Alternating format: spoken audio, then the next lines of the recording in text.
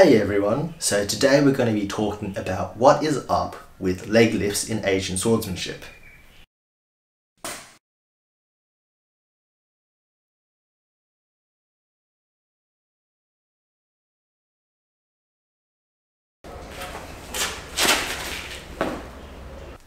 So leg lifts are commonly seen in Chinese and Korean swordsmanship, but not so much in the Western and European swordsmanship, and they're often seen as bogus techniques that don't work or are just a bit of rubbish that's there to accentuate the form and make it look more interesting.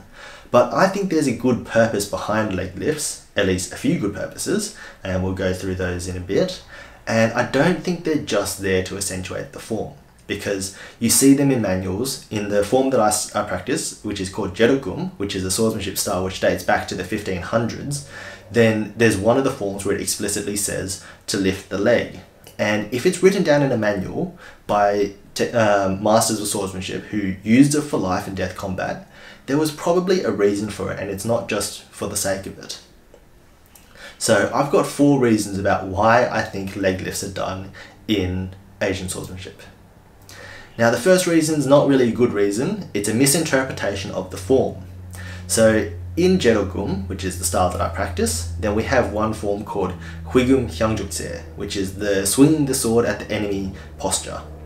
And in this form, then it explicitly says to lift the leg and brush the leg inwards while performing the form.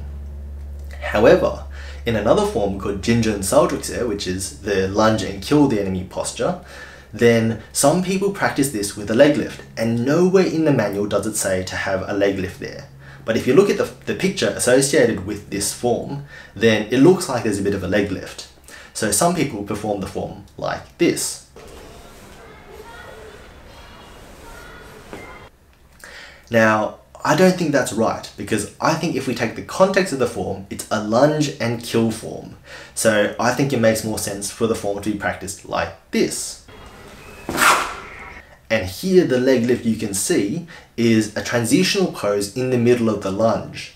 But some people have interpreted as this is a leg lift, and as it gets passed on and that leg lift gets accentuated and it gets more emphasized and it slowly loses its form and purpose and no longer really looks like a lunging and killing posture, but more looks like a leg lift and tap the top of the enemy's head. Sorry if that's how you practice it, but I don't think you're right. And so I think that in this case, the leg lifts here are a misinterpretation of a form that's being handed on and passed on through generations. Now we get to the second reason, which is to take away a target. So this is the reason that's often explained in Chinese swordsmanship. So Chinese swordsmanship has a philosophy called voiding, which is when someone strikes at a target, then take it away from them so that they can't strike, and then counterattack at the same time. So here then, if someone's attacking at your leg, then rather than just parrying the blow, then lift the leg to take the target away and strike towards the top of their head. Makes sense. You know, it's quite self-explanatory, though I'm not sure if I would do this if I were the one who were having someone strike on my leg, because I would rather take the more surefire route of block with a sword and then do something with it. But that's my personal preference, and it's a different philosophy. Other people might say, you know, take away the leg and strike instead. Better do it in one motion than in 2. And they're not wrong. It's just a different way of doing things. And I think that's where the difference between Western martial arts and Chinese martial arts also comes together to clash. Because in the Western martial art, they would be similar to me and parry the leg strike instead of trying to lift a leg and have a chance of failure that means that you could lose a leg.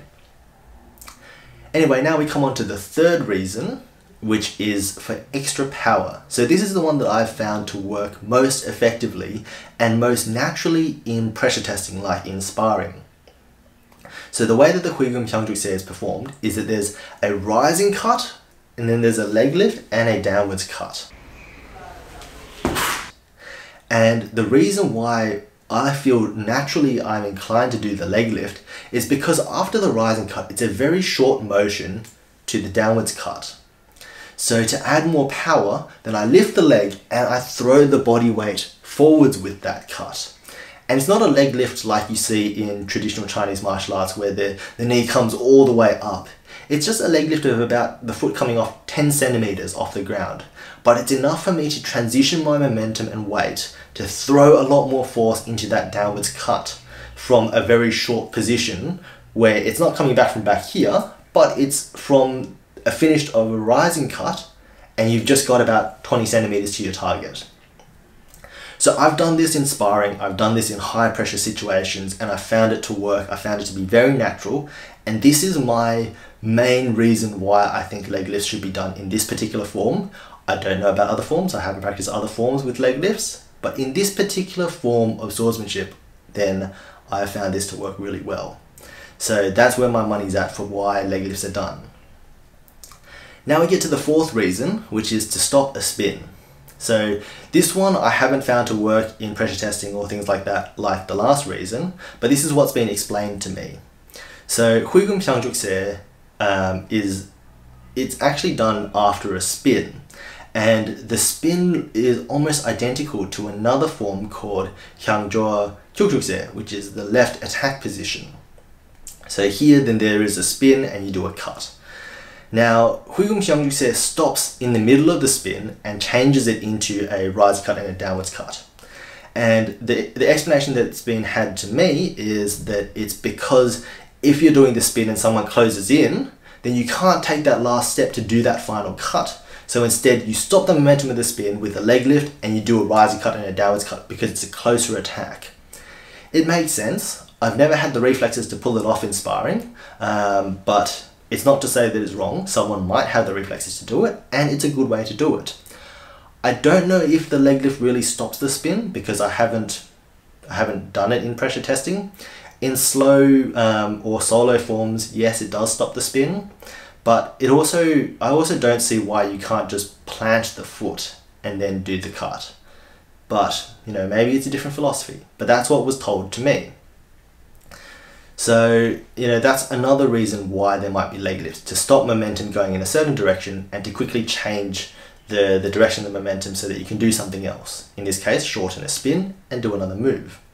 So to recap, the 4 reasons why leg lifts are done in Asian martial arts, at least how I understand it, is that first, there's not meant to be a leg lift, it's a misinterpretation of a form that's been passed on and leg lifts have gotten worse.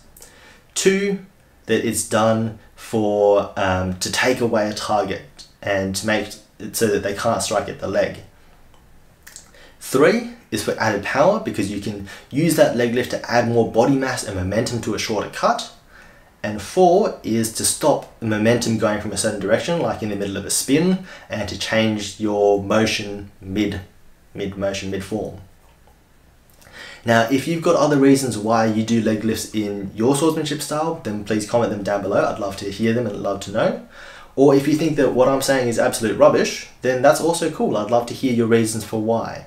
And if you've got a good reason that you've pressure tested, you've done it, and you've pulled it off in actual sparring, actual combat, then I'd say that's got pretty good valid weight and I'd love to hear about it. So please let me know in the comments down below. And with that, I'll see you next time.